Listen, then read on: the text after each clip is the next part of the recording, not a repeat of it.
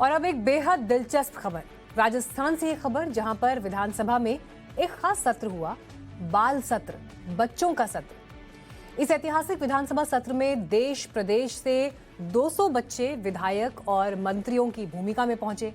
बच्चों को मुख्यमंत्री, नेता प्रतिपक्ष, मंत्री और विधायक की भूमिका दी गई। बच्चे बाल सत्र में सिर्फ पहुंचे ही नहीं, बल्कि प्रश्नकाल और शून्यकाल की कार्यवाही भी सदन में चली। विधानसभा सत्र और आज के सत्र में अंतर सिर्फ इतना था कि आज विधायकों और मंत्रियों की भूमिका में बच्चे थे। प्रश्नकाल के दौरान मादक पदार्थों की तस्करी से जुड़े सवाल पर गृह मंत्री के जवाब से असंतुष्ट बच्चों ने हंगामा भी किया और वेल में आकर धरना भी दिया और नारेबाजी भी की। कुछ समय बाद ये हंगामा शांत हुआ। इस सत्र में बच्चों ने कई अहम मुद्दों को उठाया।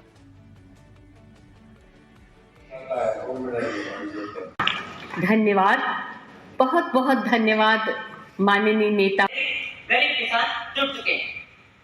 धन्यवाद। जय हिंद। माननीय सदस्य सुश्री अनन्या कौशिक।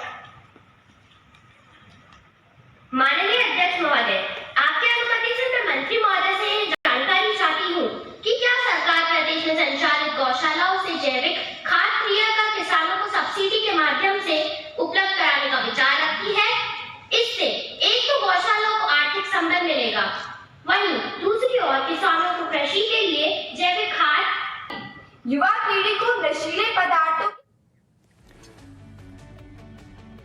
तो ये वो मुद्दे हैं जो विधानसभा के बाल सत्र में उठाए गए, यानी शिक्षण संस्थानों के पास नशीले पदार्थों की बिक्री होना, युवा पीढ़ी पर नशीले पदार्थों का असर क्या है। तो ये वो मुद्दे आपको हम बता रहे हैं जो बच्चों ने सवाल पूछे, जो मंत्री या विधायक की भूमिका में वहां पर मौजूद थे और जवाब भी दिए। कोरोना काल के दौरान वसूली गई जो स्कूल बच्चों की फीस है, उस पर सवाल पूछा गया। बच्चियों के साथ छेड़छाड़ कैसे रुके, इसके लिए क्या कदम उठाए जा रहे हैं। डेंगू के बढ़ते प्रकोप से मरीजों को बचाने के लिए एक्शन प्लान क्या है। इसके अलावा राजस्थान की जो एक बड़ी समस्या है बाल विवाह, उसके रोकथाम पर क्या एक्शन प्लान मौजूद है। तो ये जो सारे सवाल हैं और जिस तरह से बच्चों को आप यहाँ इस भूमिका में देख रहे हैं, तो इन तस्वीरों को देखकर जो सबसे पहली बात समझ में आती है कि आज जो सवाल बच्चे पूछ रहे हैं, यही सवाल नेताओं को पूछने चाहिए जो आप बच्चों को पूछते हुए देख रहे हैं। जो समझ यहाँ पर बच्चों के भीतर दिखाई दे रही है, चाहे उसके लिए उन्हें तैयार किया गया, उस तैयारी के साथ वो यहाँ पर पहुंचे, लेकिन वो मुद्दे उठाए जो आपसे जुड़े हुए हैं। लेकिन आज की तारीख में, आज के दौर में नेता इन मुद्दों को उठाने से पिछड़ जाते हैं।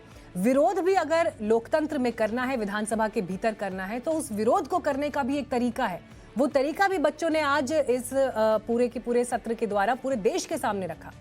तो यहाँ से बहुत बड़े सबक हैं जो नेताओं को सीखने की जरूरत है, चाहे वो विधानसभा के भीतर मौजूद हैं, चाहे देश की संसद के भीतर। बहरहाल बढ़ेंगे आगे, रुक करेंगे आज की एक और बड़ी खबर का। उत्तर प्रदेश को मिलने वाली सबसे बड़ी सौगात की बात।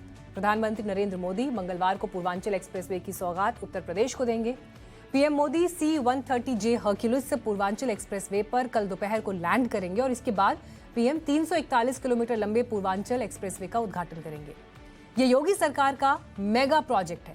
पूर्वांचल एक्सप्रेसवे से गाजीपुर से दिल्ली तक आप महज 10 घंटे में पहुंच पाएंगे। तो वहीं इससे पहले सिर्फ लखनऊ से गाजीपुर जाने के लिए करीब 8 घंटे का समय लगता था।